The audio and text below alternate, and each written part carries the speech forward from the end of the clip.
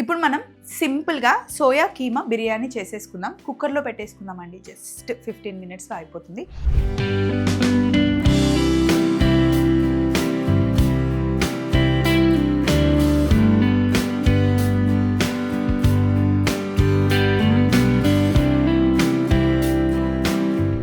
రండి, అన్నీ రెడీగా ఉన్నాయి. యాక్చువల్గా ఈరోజు మా ఇంట్లో పన్నీర్ పులావ్ చేస్తున్నాము, ఇంకా సోయా కీమా బిర్యానీ రెండు చేస్తున్నాను. ఆ రెసిపీ కూడా ఆల్రెడీ పెట్టేసాం. ఈ రెసిపీ కూడా ఇప్పుడు మీరు చూసేయండి. సో ఫస్ట్ ఏంటి అంటే కుక్కర్లో ఆయిల్ వేసుకుంటున్నాం. ఆయిల్ వేసి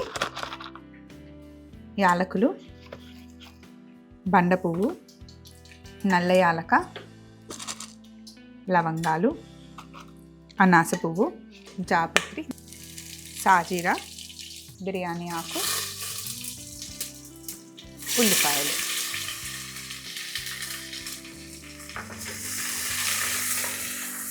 వేసి మసాలాలన్నీ మంచిగా వేగాలి.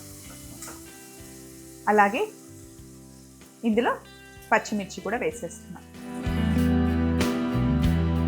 ఉల్లిపాయలు వేసిన తర్వాత రైస్కి సరిపడా ఉప్పు ఇప్పుడే వేసేస్తున్నాను. పుదీనా, కొత్తిమీర కూడా వేసి మంచిగా మిక్స్ చేసేయండి. కాస్త కలర్ వచ్చేంత వరకు ఫ్రై చేసుకోవాలి. ఉల్లిపాయలు వేగిన తర్వాత అల్లం వెల్లుల్లి ముద్ద, కొద్దిగా పసుపు, అల్లం వెల్లుల్లి ముద్ద, పసుపు వేసి పచ్చివాసన పోయేంత వరకు కుక్ చేసుకోవాలి. ఇందులో ఒక పెద్ద టమాటాని కట్ చేసి వేసేసాను.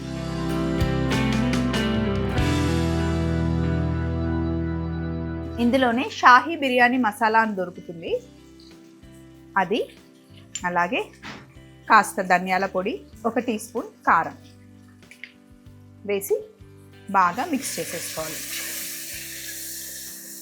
మిక్స్ చేసిన తర్వాత చక్కగా గిల్ల కొట్టి పెట్టుకున్న 1 కప్పు పెరుగు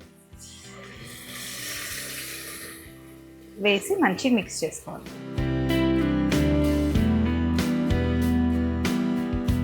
ఇందులోనే సోయా గ్రాన్యువల్స్ కూడా వేసేసుకోవాలి, 1 కప్పు వేసి కొంచెం ఇలా వేగనివ్వాలి. వేగిన తర్వాత బాస్మతి బియ్యం ఎంత తీసుకున్నామో దానికి మామూలుగా అయితే మనం 1.5 గ్లాస్ వాటర్ వేస్తాం, కానీ ఇప్పుడు ఒక 1/2 గ్లాసు ఎక్కువ వేసుకోవాలి. ఎందుకంటే సోయా కీమా లాగేసుకుంటుంది కాబట్టి 1/2 గ్లాస్ వాటర్ ఎక్కువ వేసేసుకోవాలి. మామూలుగా అయితే బాస్మతి బియ్యం 1 కప్పు రైస్కి 1.5 కప్పు వాటర్ వేస్తాం కదా. ఇప్పుడు నేను తీసుకున్నది ఇది 4 గ్లాసెస్ ఆఫ్ రైస్ అండి. ఇందులో నేను మామూలుగా 6 గ్లాసెస్ వేయాలి కదా, ఇప్పుడు 7 గ్లాసెస్ వాటర్ వేసా. ఎందుకంటే సోయా వేసాం కదా, సోయా కీమా లాక్కుంటుంది కాబట్టి 1 గ్లాస్ వాటర్ మనం ఎక్కువ వేసుకోవాలి. ఇప్పుడు ఇందులో రైస్ వేసేస్తున్నా. రైస్ వేసిన తర్వాత వాటర్ టేస్ట్ చూసుకోవాలి. వాటర్ టేస్ట్ కరెక్ట్గా ఉంటేనే సాల్ట్ అదంతా సరిపోయినట్టు అనమాట. ఒకవేళ సాల్ట్ సరిపోకపోతే వాటర్లో ఇప్పుడు మీరు యాడ్ చేసేసుకోవచ్చు. ఇప్పుడు కుక్కర్ మూత పెట్టేసి చిన్న మంటలో 3 విజిల్లు రానివ్వాలి. 3 విజిల్లు వస్తే సోయా కీమా బిర్యానీ రెడీ అయిపోతుంది. సో కుక్కర్ విజిల్ వచ్చేసింది, ప్రెషర్ కూడా పోయింది. టటడాయ్, బిర్యానీ రెడీ అయిపోయింది. రండి బౌల్లోకి తీసుకుందాం.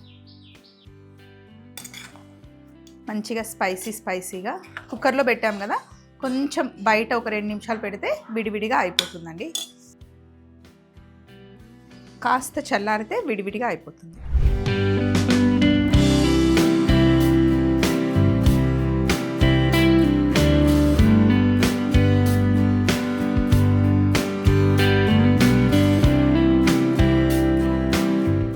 సోయా కీమా బిర్యానీ, దీంతో పాటు రైతా మంచి కాంబినేషన్ అనమాట. సింపుల్ బిర్యానీస్ మనం హ్యాపీగా కుక్కర్లో చేసుకోవచ్చు అండి. ఇలాంటి సింపుల్ బిర్యానీస్ ఇంకెన్నో మనం మళ్ళీ చేసుకుందాం. ప్రస్తుతానికి ఇది ట్రై చేయండి. మళ్ళీ కలుద్దాం స్వప్న వైట్ల ఛానల్లో. బై.